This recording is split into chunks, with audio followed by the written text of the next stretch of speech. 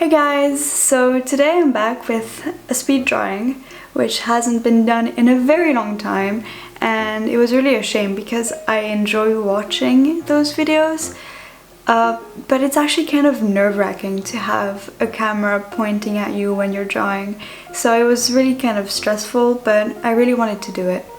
So this portrait that you're seeing right now is a portrait of a lady that I found in one of those really old books that I've been having and laying around that I got from secondhand. I think my grandparents had it and they gave it to me. And it's a really fat book with a lot of drawings and a lot of text too, but I never read it. But a lot of drawings explaining anatomy or design of like objects or architecture. And this illustration of a portrait of a woman with this ink wash really struck me, and I wanted to try and recreate it because I really wanted to try using ink. So this is the first time I've used it actually, even though it's been laying around in my cupboard for probably a year. But I bought a bunch of inks because it's pretty close from watercolor from what I've been told. And the colors seem really vibrant, and also I've been really wanting to try them but never actually had the balls to do it because I'm afraid that it would ruin it instead of using watercolor. But here I thought since it was just one color, why not go for it, because it's just a wash and I didn't want to waste my watercolors with this. I really recommend doing like I did, which is just like going through old books that you have or buying some which are like explaining anatomy or design or architecture or any of those things, because it's always nice to learn from those physical books instead of going online. It's a very different experience, I find, even though online, internet, it's a great thing, but it's not the same. So I got so frustrated when I sketched this drawing out because I saw that her head was gonna be cut off because I didn't center it right, and I really didn't want to erase everything and start from scratch because I can't be fucking bothered, and I actually enjoyed my sketch, so I decided, you know, things happen, she won't have half of her head, won't be the end of the world. So that's kind of what happened with her head. I actually really had a lot of fun playing with the nib holder because I've probably only used it twice, and it was for like, you know, actually writing stuff with it. And I've seen a lot of artists actually using those for inking their drawings, and I thought, you know what? Since I'm testing out the ink and I'm already going out of my comfort zone, why not go fully out and also try this out? So I used one of those nibs. And I actually almost broke it when I put the nib on the nib holder, but that's a detail.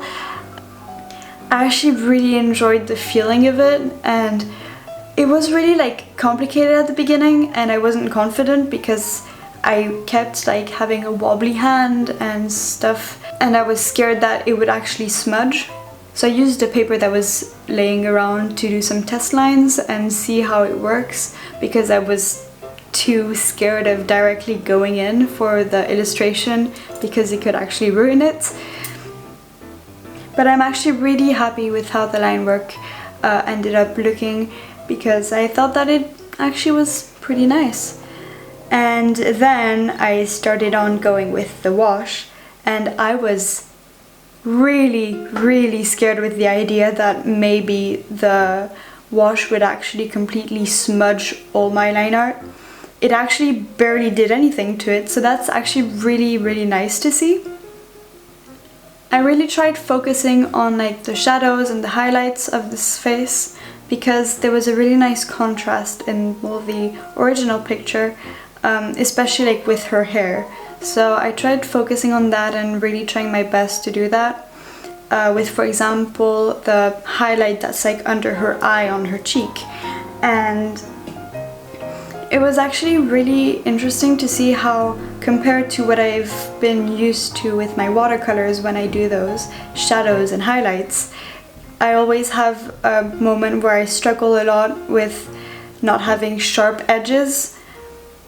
But here the wash did actually really well, and it went all really smoothly, everything blended well together. There are some parts where I worked on it later, and of course it was harsher because it wasn't wet on wet, but I'm still really happy with how the wash turned out.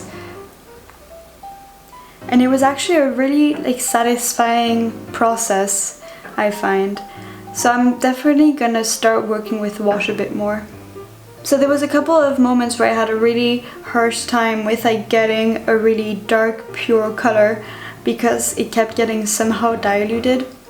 So I kept going back and back and back on that place, but I didn't realize that the reason it was happening is either because the place was wet or because my brush actually had too much water. So what I started doing towards the end was actually wetting my brush, then putting it a bit on a piece of cloth so that the water wouldn't soak in the ink and dilute it. So once then I've done that, I'd go in for the ink and then go for the paper. And that actually worked a lot better, and I got really darker values. So it was really an interesting learning process to do this piece. I mean, I say this piece, but it's just some random doodle that I have sketched out in this sketchbook. But I'm actually really proud of it because it seems like a finished work in my opinion.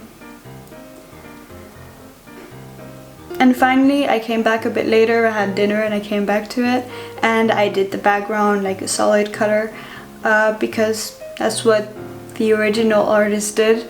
So I thought it would also help out making the drawing stand out a bit more, and it actually did, in my opinion. So I'm pretty happy with having done that and not just leaving it there before doing it. And yeah, that's all for this illustration. I hope you enjoyed this little video. It's not too long. I don't really have much more to say. Comment down below if you want to see more of those videos, or if you have any questions. I answer everything. And yeah, don't forget to like this video if you like, and subscribe to this channel to see more, and see you next time. Ciao!